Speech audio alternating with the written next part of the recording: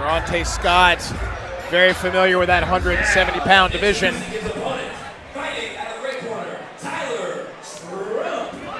He is a stocky 170-pounder as well, I might add. And his opponent at ATT Team Lima is Tyler Trump, looking to make the NFC great again. He is a tall drink of water, that Tyler Trump.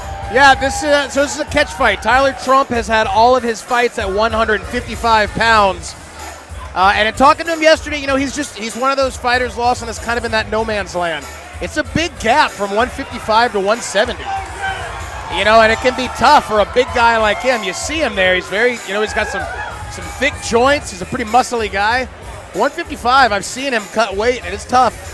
So he's kind of feeling it out, seeing if his future is going to be at 55 or 70. You know, and I know it's a controversial issue with a lot of MMA aficionados about adding weight classes, but I honestly feel like it is truly the next step in the evolution of MMA. Like, there should be a weight class every 10 pounds.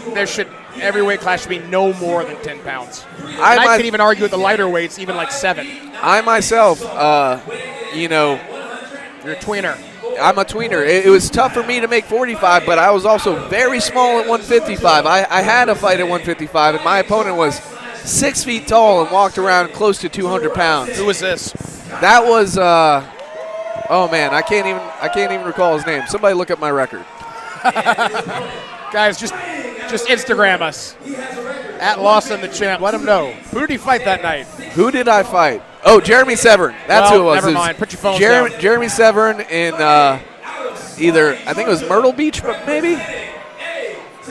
It was either Myrtle Beach or Charleston. But yes, he was like 6 feet tall. He was like 180 pounds. He was huge. Yeah, I agree completely, man. Especially you're talking 185 to 205 is just a ridiculous jump. Well, and you know, like to a degree, it's about moving the other man's weight around. That extra 5-10 pounds may not seem like a lot to someone who's not in the know, but trust me, it is a lot when you get into the deep waters. And we got wow, right off the bat, some great backward movements from violent Tyler. fracas.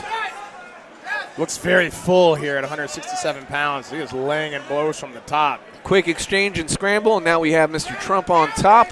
Yeah, I can tell you somebody who's trained with Tyler, he is very heavy on top. He's a big guy. He's just a thick individual.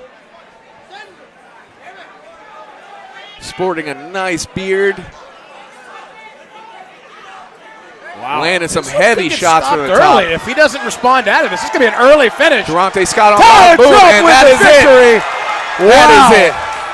Tyler Trump finishing work. it in the first round. Oh, and he threw his mouth guard out, though. You're going to want that back, Tyler.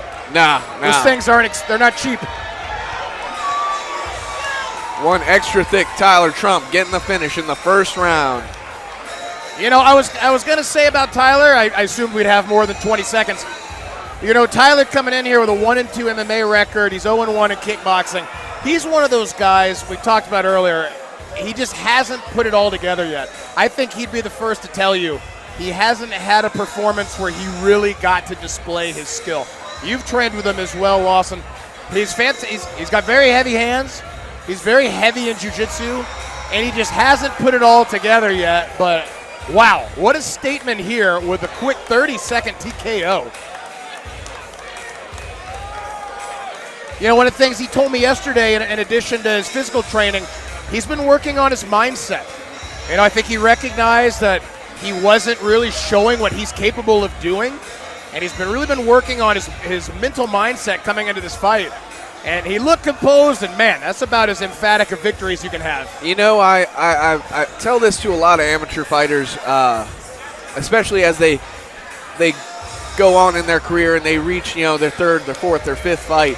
You know, you have to go out there and you have to want to hurt the guy. You know, no matter how technical it is, no matter how much of a martial art it is, you have to go out there with the intention to hurt the other individual. Otherwise, you're not going to come away with the win.